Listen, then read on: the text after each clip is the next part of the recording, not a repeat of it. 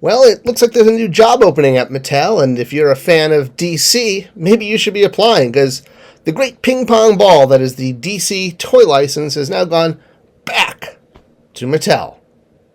Let's talk about it.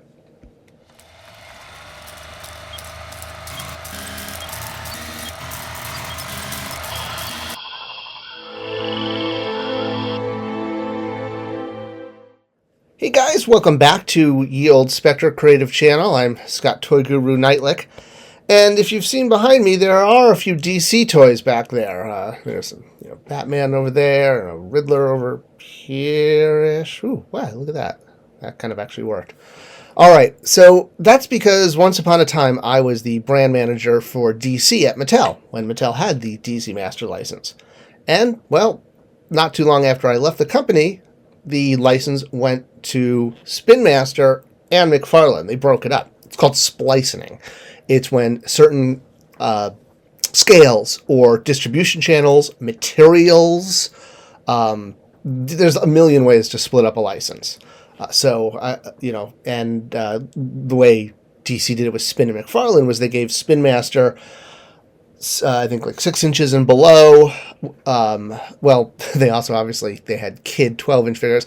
It was, forget what I'm saying, kid and collector was that really the way they split it up. Product that was aimed at collectors was given to McFarlane, and product aimed at kids was given to Spin Master. Now, I was actually just on the verge of making a video about how impressed I am overall with McFarlane's run on DC as the I'm not trying to put myself on a podium as the former DC toy brand manager that preceded what Todd's doing. One of the big differences that McFarlane did right out the gate was they made their figures 7 inches. I actually don't have any, so I don't have one to show you. But, well, I can compare. Here's a 7-inch figure compared to a 6-inch. So you can see, yeah, the height, that 1 inch does really matter. And they're not always compatible. Sometimes some of the bigger figures are, like, your Kilowags or Anti-Monitors, which that's what really impressed me is this last year, especially, McFarlane has dug deep into the DC universe. And I've always been very jealous that they got access to the multiverse, which we didn't have access to. That was one of the caveats to our license, so we couldn't do everything from Red Sun Superman to even that new Fleischman Superman that do Superman examples, but that McFarlane just announced. Those were the kind of things that we couldn't do.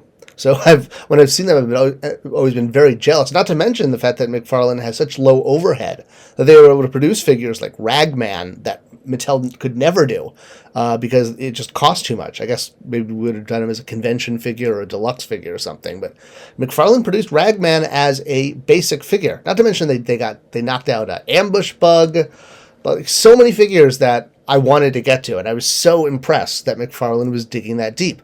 They started off really just focusing on the Batman bucket, call it, because that's the one that sells best to kids. Ironically, they have the collector half of the license, but they were making sure their product also had high kid appeal, which is so smart. The only way to maintain life in that toy aisle is when you also get kids buying. Collector product alone gets shuffled off to that back wall behind electronics.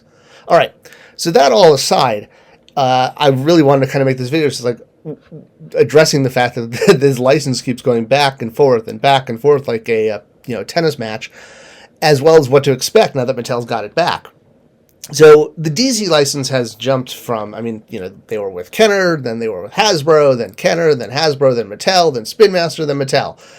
And it's crazy. And a lot of that is because of new leadership at the moment at Warner. So none of the people who I worked at Warner Consumer Products are still there. They cleaned house.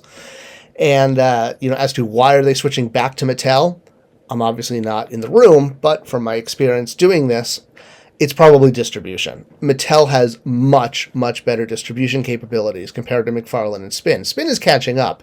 McFarlane really only distributes to the U.S., more or less. Obviously, there's exceptions. But Mattel and Hasbro have absolute global distribution, and that's the number one thing licensors look for, is a company that has wide distributions. Why did they leave Mattel in the first place?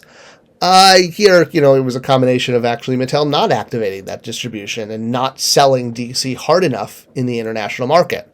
So, new management, new times. I mean, heck, WWE got yanked away from Jakks Pacific, and years later, part of it was given back. So these things do happen.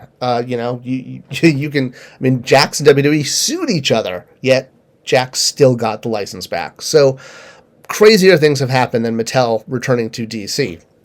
As for what we can expect, well, probably very similar to what was there the first time. I mean, I don't know if they're just going to, pick up doing, DC Universe Classics or DC Multiverse maybe now right out the bat.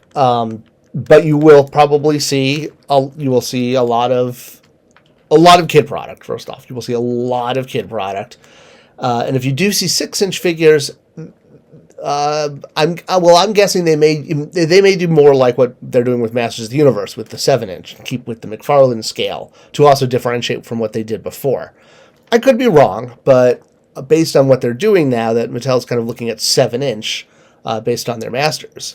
But who knows? It's a completely open book. The point is, you will get a ton of scales and a ton of toys.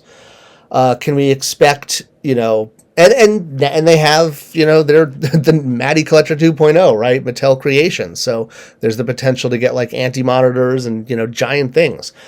It's always good when a giant company gets a giant license because they can exploit it the most.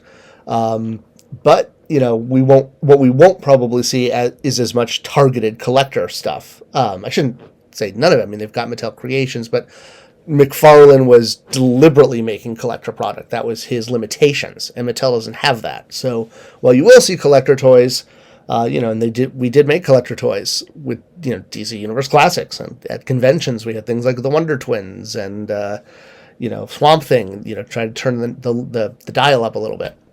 So it's very interesting. I will be keeping an eye on it. I've been very impressed with Mattel or McFarlane, especially the last year.